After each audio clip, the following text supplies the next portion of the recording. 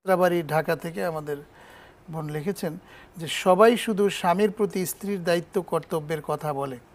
আমি জানতে চাই স্ত্রীর প্রতি স্বামীর কি কি দায়িত্ব কর্তব্যের কথা ইসলাম বলে, জানিয়ে বাধিত করবেন। জি বোন, আপনাকে অনেক ধন্যবাদ। আপনি অত্যন্ত গুরুত্বপূর্ণ এবং চমৎকার প্রশ্ন করেছেন।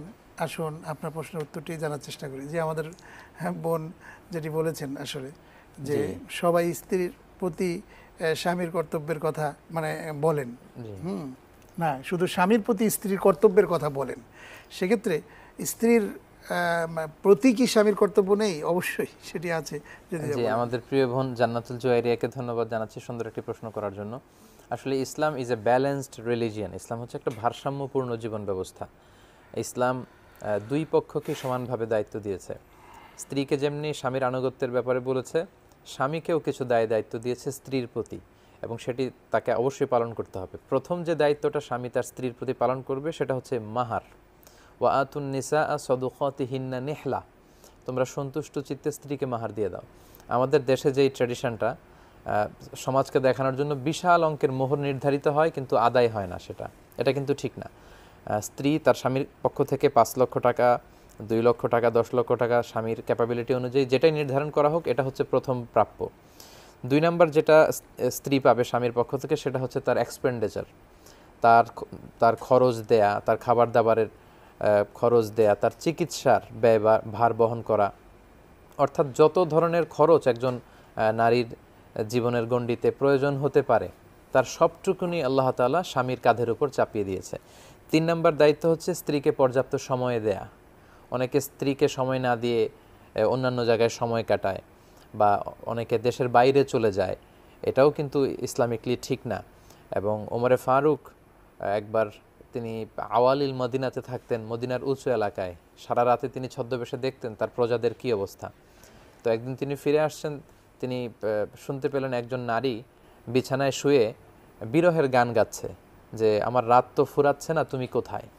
তো ওমরে ফারুক ভাবলেন যে এই মহিলার কিসের এত দুঃখ। তিনি জিজ্ঞেস করলেন যে তুমি কাঁদছো কেন? তখন বলল, তোমাকে বলে কি হবে, আমিরুল মুমিনিন আমার স্বামীকে অনেক দূরের একটি দেশে জেহাদে পাঠিয়েছেন, প্রায় 1 বছর আমি আমার স্বামীকে পাই না। সৈনিক হিসেবে পাঠিয়েছিলেন, আমার স্বামীকে আমি কাছে পাচ্ছি না, তার বিরহে আসলে আমি এই গানটি গাচ্ছিলাম। ওমরে ফারুক মনে মনে ভাবলেন, আসলেই তো, আমি তো তাহলে এই নারীর অধিকারকে হরণ করেছি। তো তিনি তখন ওনার মেয়ে বিষ্ণু ইসা ইসলামের স্ত্রী হাফসা রাদিয়াল্লাহু তাআলা আনহার কাছে গেলেন, যে জিজ্ঞেস করলেন যে মা, তুমি লজ্জা বোধ না করে আমাকে একটি উত্তর দাও যে একজন স্ত্রী তার স্বামীর অবর্তমানে কতদিন সে ধৈর্য ধারণ করে থাকতে পারে। তখন কোনো বর্ণনা এসেছে 4 মাস উনি বলেছেন, কোনো বর্ণনা এসেছে 6 মাস। তো এটা যখন তিনি জানতে পারলেন তখন তিনি সৈন্যবাহিনীদের জন্য রাষ্ট্রীয় ফরমান জারি করলেন যে প্রতি 4 মাস বা 6 মাস অন্তর অন্তর সৈনিকেরা তারা ছুটি কাটাবে। মুসলিম সেনাবাহিনীতে যারা সদস্য আছে সৈনিক, তারা 4 মাস বা 6 মাস অন্তর অন্তর ছুটি কাটাবে। তো এরকম ইনসিডেন্টও আমরা শুনি যে স্ত্রী দেশে বিয়ে করার পর 3 বছর, 4 বছর, 5 বছর তিনি দেশের বাইরে চলে আছেন। তো এক্ষেত্রে স্ত্রী চাইলে ডিভোর্স নিয়ে নিতে পারবে, যে তিনি স্বামীর সঙ্গ পাচ্ছেন না। তো আমরা যেটা বললাম যে প্রথমত দায়িত্ব হচ্ছে মাহার আদায় করা, দ্বিতীয়ত হচ্ছে যত খরচ একজন নারীর জীবনে হতে পারে তার স্ত্রীর লাগবে সেটা স্বামী বহন করবে। 3 নম্বর হচ্ছে স্ত্রীকে সময় দেয়া, স্ত্রীর সাথে অন্তরঙ্গ সময় কাটানো, তাকে নিয়ে বেড়াতে যাওয়া, তাকে নিয়ে সুন্দর সময় কাটানো, যেটা তাদের পরবর্তী জীবনে একটা সুন্দর স্মৃতি হয়ে থাকবে তাদের পুরো জীবনে। জি জি, আসলে স্বামী স্ত্রীর প্রতি দুজনেরই কর্তব্য, কিন্তু আসলে বলা হয়েছে হুন্না লিবাসুল্লাকুম ওয়া আনতুম লিবাসুল্লাহুন্না, একজন আরেকজনের পোশাক স্বরূপ। পরিপূরক। এই পোশাকটা যেমন গায়ের মধ্যে লেগে থাকে, তেমনি একজন স্বামী স্ত্রীও এরকম লেগে থাকবে। তো এই ক্ষেত্রে আমরা কিন্তু যত ধরনের দুর্ঘটনা, যত প্রবলেম দেখছি, এগুলো ইসলামিক রুলসগুলি ফলো না করে আমরা আমাদের জীবনযাপন করার কারণেই কিন্তু হয়ে যাচ্ছে। আপনি যেমন বললেন যে বিদেশে একজন স্ত্রী, আমাদের কাছে অসংখ্য প্রশ্ন কিন্তু এরকম আছে যে যারা স্ত্রীকে বিয়ে শাদী করার পরের দিনই তারা বিদেশে চলে যায়, এরপরে তারা ওখানে বছরের পর বছর থেকে তারা দেশে আসেন, পরে এসে দেখেন যে স্ত্রী অন্যদিকে চলে গেছে। বা এরকম স্বামীও আছে যে বিদেশে গিয়ে তার জৈবিক চাহিদা পূরণ করবার জন্য তারা জেনার মতো বেবিচারের লিপ্ত হচ্ছেন, মধ্যে জি। তারা লিপ্ত হয়ে যাচ্ছে। এই যে মানে ফ্যামিলি লাইফটা দু ধরনের অবস্থা সৃষ্টি হয়ে আজকে সমাজের মধ্যে একটা মানে মানে একটি অশনি সংকেত আসছে, গোটা জাতি মধ্যে ঢুকে যাচ্ছে। এর থেকে আসলে পরিত্রাণের উপায়টা ইসলামের নিয়ম পদ্ধতির মধ্যে থাকা।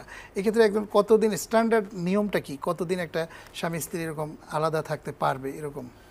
আমরা হাদিস থেকে যেটা বলছিলাম যে 4 মাস, জি সর্বোচ্চ 6 মাস, এটা একজন স্বামী তার স্ত্রী থেকে কোনো জরুরি কাজে আলাদা হয়ে থাকতে পারবে। তার চেয়েও বেশি সময় সে থাকতে পারবে যদি তার স্ত্রী তাকে অ্যালাউ করে। অ্যালাউ করেছি। কিন্তু স্ত্রী যদি অ্যালাউ না করে, স্ত্রীর অনুমতি ছাড়া 6 মাসের বেশি সে থাকতে পারবে না। তাহলে ওই স্ত্রী আইনের আশ্রয় নিতে পারবে এটা, এবং তার থেকে বিচ্ছিন্ন হওয়ার জন্য সে যদি চায় যে আমি যেহেতু আমার অধিকার পাচ্ছি না আমার স্বামীর কাছে, আমি ওই ধরনের ডিভোর্সের মতো বা সেপারেট হওয়ার মতো ডিসিশনে যদি সে যেতে চায়, তাকে আসলে ইসলামিকলি বা তাকে বাধা দেওয়ার সুযোগ নেই, যেহেতু সে তার মৌলিক অধিকার থেকে বঞ্চিত হচ্ছে। এজন্য আমরা সাজেস্ট করব যারা আপনারা দেশের বাইরে থাকেন, অ্যাটলিস্ট প্রতি 6 মাস অন্তর অন্তর যাতে আপনারা দেশে আসতে পারেন, এরকম একটা টাইম স্কেজুল মেনটেন করা উচিত। আরও কিছু পরামর্শ আমার মনে হয় দেওয়া উচিত। সেটি হচ্ছে যে দেশের বাইরে থেকে কাজ করতে গেলে স্ত্রীকেও নিয়ে কিন্তু যাওয়া যায়, সেখানে কাজ করা যদি এটা সম্ভব সুযোগ হয়, যদি থাকে, এটা সেটা সবচেয়ে যদি ভালো। মেনটেন করতে পারে তাহলে কিন্তু অনেক ভালো। অনেকেই কিন্তু এটা করছেন। আমরা দেশে বা বিদেশে অনেক সময় গেলে আমরা এটা লক্ষ্য করতে পারি। কিন্তু দেশের মধ্যে এসে আপনি যেমন ন্যূনতম যে স্ট্যান্ডার্ড মেনটেন করার কথা বলেছেন, সেটা যদি করা যায় তাহলে অবশ্যই ভালো। এবং যদি সেটা না করা যায় তাহলে সব মিলে আমার মনে হয় দেশের মধ্যে থেকেই কিছু করে